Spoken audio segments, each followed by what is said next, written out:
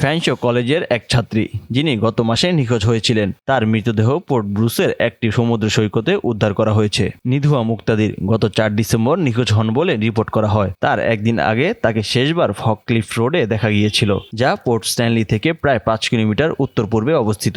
নিখোঁজ হওয়ার পর এলাকায় একটি বড় পরিসরে অনুসন্ধান চালানো হয়, যেখানে ওপিপি ডুবুরি ও ড্রোন ব্যবহার করা হয়েছিল। মঙ্গলবার অন্টারিও প্রভিন্সিয়াল পুলিশ জানিয়েছে, শনিবার ওয়ানিটা বিচে একজন নাগরিকের মাধ্যমে পাওয়া মৃতদেহটি লন্ডনের নিখোঁজ হওয়া 19 বছর বয়সী ছাত্রীর, যিনি 4 ডিসেম্বর থেকে নিখোঁজ ছিলেন। তবে তারা মৃত ব্যক্তির নাম প্রকাশ করেনি। এই মৃত্যুর বিষয়ে কোনো অপরাধমূলক কাজের সন্দেহ নেই। পুলিশ এখনও এই মৃত্যুর পরিস্থিতি নিয়ে তদন্ত চালিয়ে যাচ্ছে।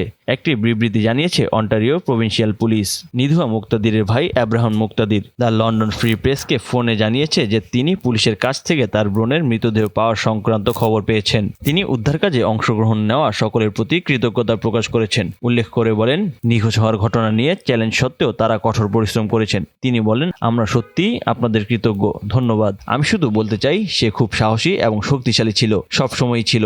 আমি তাকে সেভাবে মনে রাখতে চাই, বলেন আব্রাহাম মুক্তাদির। লন্ডন থেকে প্রায় 40 কিলোমিটার দূরে নিখোঁজ ছাত্রীর মৃতদেহ পাওয়া যায়। এর মাত্র 2 দিন আগে মুক্তাদিরের মা তার মেয়েকে জীবিত পাওয়ার আশা প্রকাশ করেছিলেন। আমি এখনো ভাবছি, আমি স্বপ্ন দেখছি, কিন্তু এটা এক দুঃস্বপ্ন এবং আমি জেগে উঠে দেখব সবকিছু ঠিক আছে, বলেন Samina Nasrin Chowdhury the London Free প্রেসকে। আমি ভীষণ বিধ্বস্ত, আমি শুধু তাকে ফেরত চাই, এইটুকুই। টরন্টোতে বসবাসকারী চৌধুরী জানান, তার মেয়ের সঙ্গে সর্বশেষ কথা হয় 29 নভেম্বর। তিনি সেই ফোন আলাপটিকে একটি ভালো কথোপকথন বলে বর্ণনা করেন। সে দুঃখী ছিল না, বলেন চৌধুরী। তিনি তার মেয়েকে নিয়ে বাংলাদেশ থেকে কানাডায় এসেছিলেন যখন তার মেয়ে মাত্র 9 বছর বয়সী ছিল। বরং সে খুবই খুশি ছিল। সাধারণত সে ফোনে কথা বলার সময় সে খুব উৎসাহী থাকতো না, কিন্তু সেদিন সে খুব উৎসাহী ছিল।